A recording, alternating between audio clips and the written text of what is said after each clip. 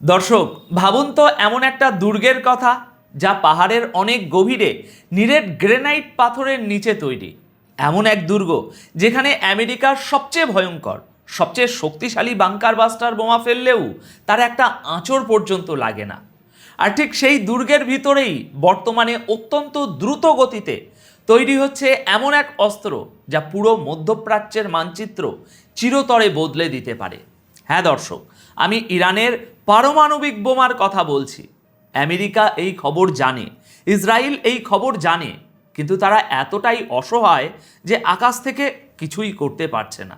অন্যদিকে নিজেকে দুনিয়ার সবচেয়ে ক্ষমতাধর দাবি করা আমেরিকার প্রেসিডেন্ট ডোনাল্ড ট্রাম্প, যিনি কিনা ইরানকে ধ্বংস করার বড় বড় বুলি আওড়াচ্ছেন, তিনি বাধ্য হয়ে আজ হাঁটু গেড়ে বসেছেন রাশিয়ার প্রেসিডেন্ট ভ্লাদিমির পুতিনের সামনে।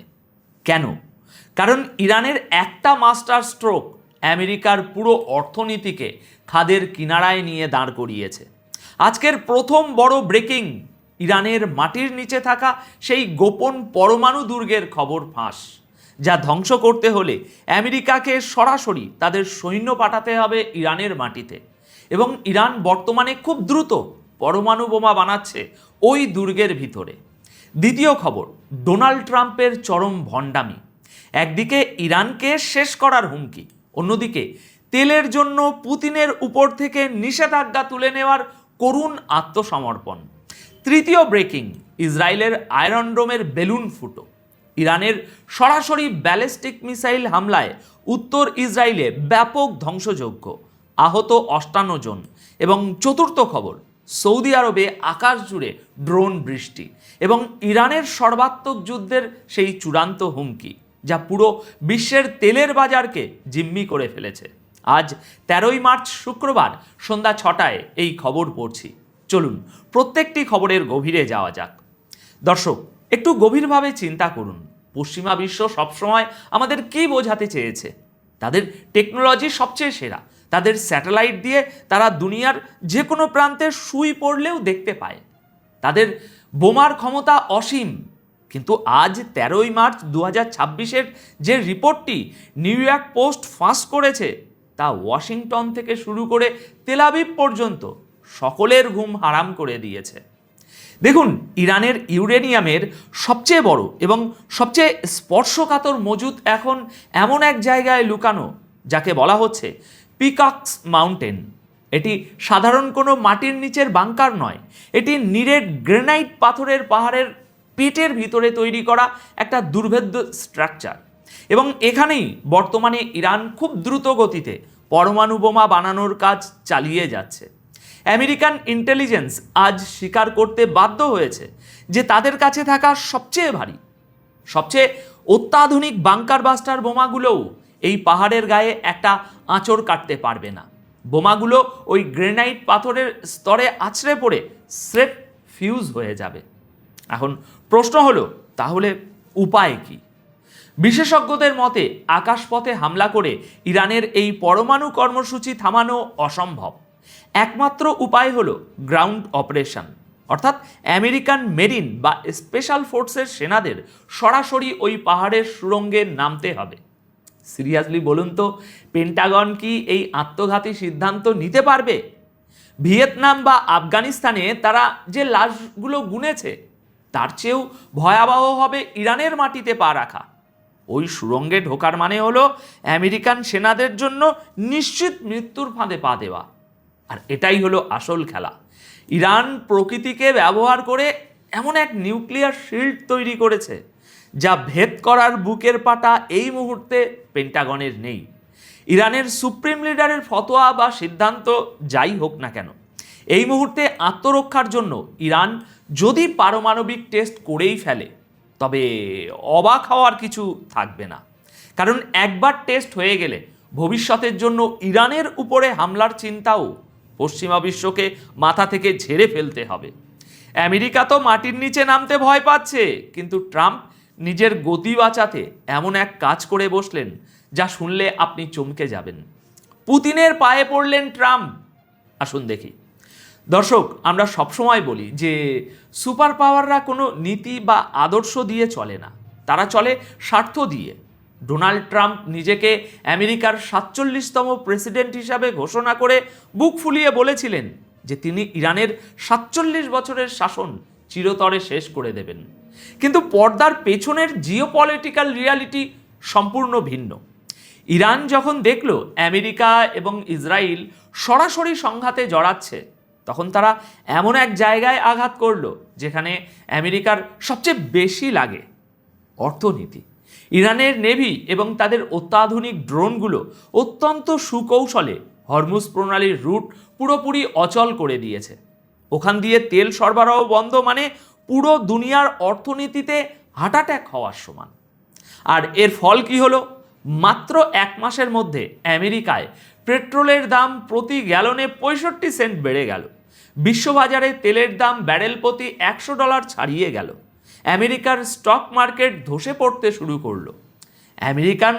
আমেরিকার অভ্যন্তরীণ রাজনীতিতে তেলের দাম বাড়া মানে প্রেসিডেন্টের গদি নড়বড়ে হয়ে যাওয়া।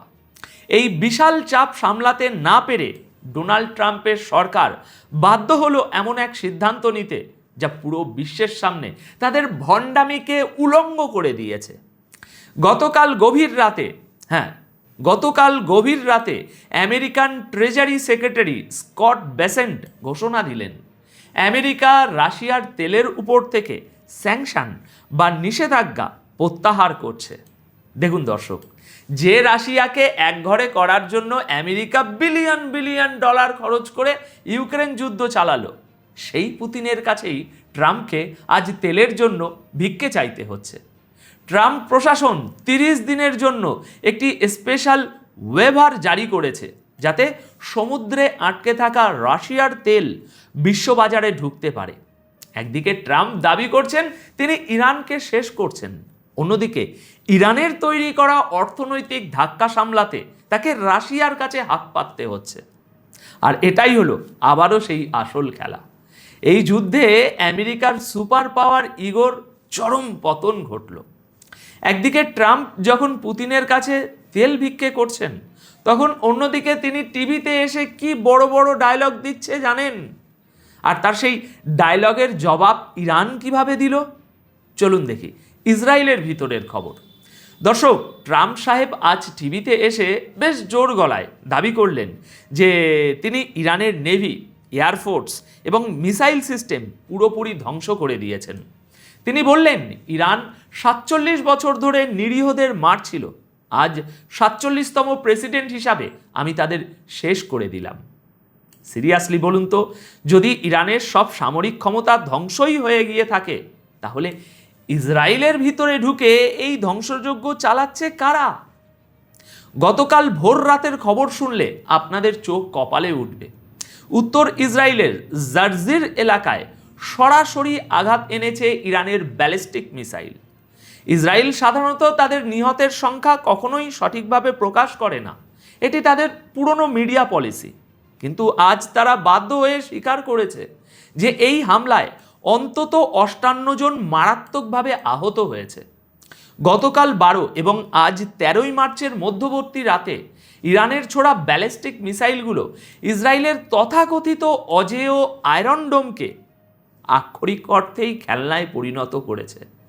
জারজির এলাকার আবাসিক ভবন এবং গাড়িগুলোর যে ধ্বংসচিত্র সামনে এসেছে তা প্রমাণ করে যে এই মিসাইলগুলো কোনো সাধারণ রকেট নয়।